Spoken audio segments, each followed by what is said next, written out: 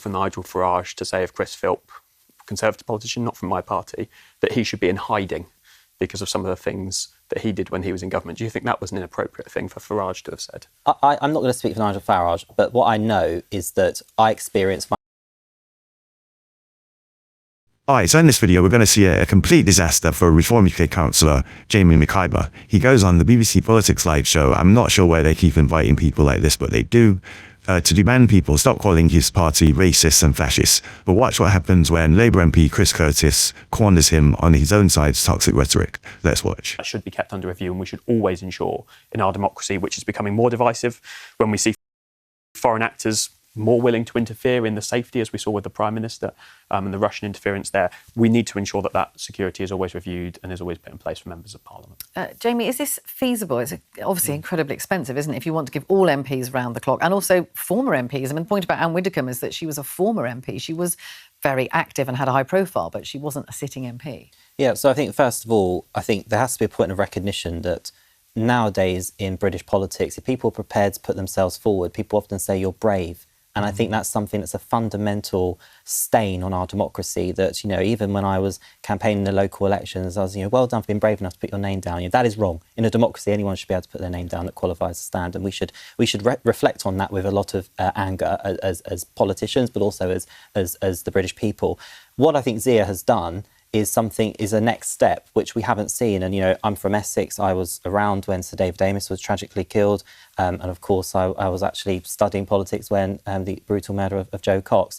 We seem to have lots of reviews. We seem to have lots of, inquiries and things. And I'm sure progress is made. And I'm sure that there are things that are better now than back to those awful, tragic occasions. And then go back even further to say the Conservative Party conference where Margaret Thatcher was Prime Minister. But what we have to now see, and I think this is what Zia Youssef has made very clear, is some real bold action and actually saying, what, every MP is going to get security, and the recognition that people leave the House of Commons and then become very much active in public life, as Anne Widdecombe was. For Reform Party, Anne was a national figure. There are not many Reform members. She was famous for other reasons as well. Of course, she went to a wide audience. In our party, there are not many members that haven't seen Anne Widdecombe live speaking, sometimes in village halls of 30 people. She was one of us and a national figure, and it's rocked our party. But what I think is very important in this conversation is also to recognise the fact that we have got to get to a point in politics where we are not labelling people as fascists,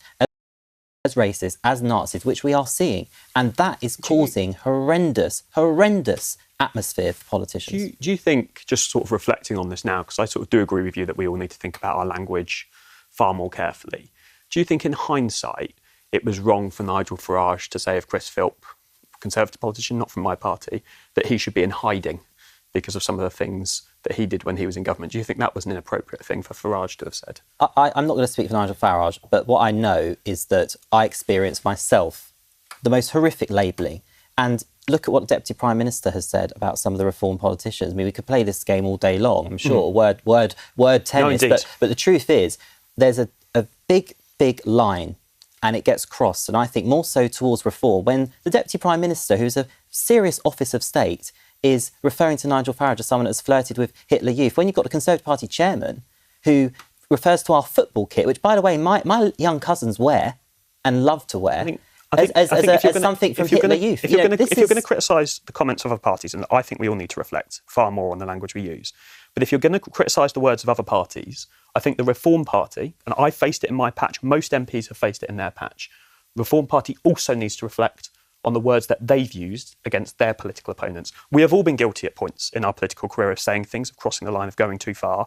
But I do think that if this moment, after we've lost Anne, which was tragic for the country, if we're going to reflect on where other politicians have gone wrong, I think it's important the Reform politicians start reflecting on where they've gone wrong and where they've crossed the line. I'll just quickly respond to that point, though, in regards to Chris Philp. The reality is, I think there are some politicians that have made such a mistake and errors in office that they should. Well, I would certainly be hiding from the idea of trying to say that my record is good. I would if I was that. If I was a slightly different phrase. Unless we can I just bring Noa in, please, on this? Jaymey, I'm afraid Chris is right. there is a hypocrisy element to this, because you have had Zia Youssef on Twitter call Conservative and Labour politicians traitors, and he uses the word traitor very frequently. There was a sort of tweet about some sort of reckoning for Tory ministers who oversaw the Boris wave. So I mean, I agree with both of you that the inflammatory language sometimes is just too much and crosses a line, but you do need to practice what you preach. But let's just remember that when we talk about the Day of Reckoning, they were talking about elections, and there was a Day of Reckoning on May the 7th and May the 1st last year, when both the Conservative Party and Labour Party were just wiped out of local government. So I know exactly what you're referring to there. And by the way, traitors, the word traitor, as Zia defined when he was asked this question yesterday himself, the word traitor, he literally defined at the press conference. And actually, I do think giving and actually paying to give away British overseas territory is very traitorous to our nation. So I would say that what we have got to learn is the line, and that is no way comparable to calling someone a fascist. If you carry on taking this approach, then the tone of our politics is never going to improve. But there is a big I do think that difference. You should reflect, because there is a responsibility on all of us to be more responsible.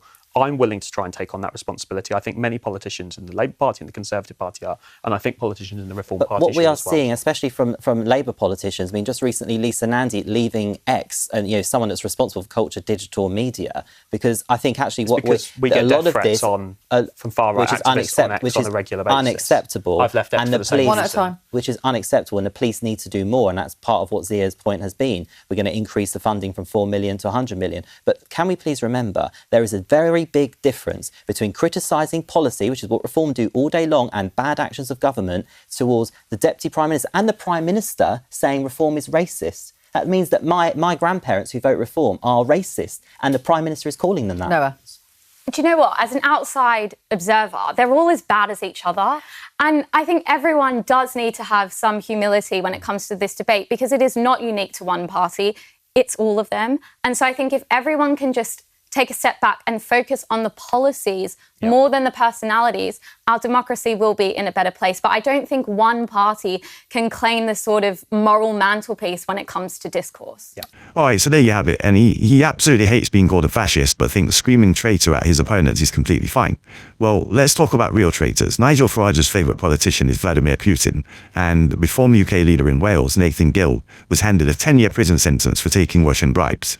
Then there's McIvor himself, a man who was kicked out of the Conservative Party for alleged indecent exposure, now sitting on national television demanding the moral high ground. He whines about the racist label, but Reform UK is riddled with them. Everybody knows this. This year alone, MP Sarah Pochin publicly campaigned about seeing black and brown faces on television adverts. They happily promote Lucy Connolly, who wanted to burn down migrant hotels. Councillor Glenn Gibbons in Newcastle talked about melting Nigerians to make potholes. And then we all saw the Daily Mirror doorstepping their candidates for vile racist tweets. And as for the fascist label, if you align your party with global authoritarians, demand mass deportations for people who literally have indefinite leave to remain, and talk about unleashing a British version of ICE onto the streets to terrorise brown people, what else could you possibly be called? Let me know your thoughts in the comments below, and if you want to see more vids like this, hit the like and subscribe buttons, and don't forget to ring the notification bell so you never miss a video. Thanks for watching, and I'll see you in the next one.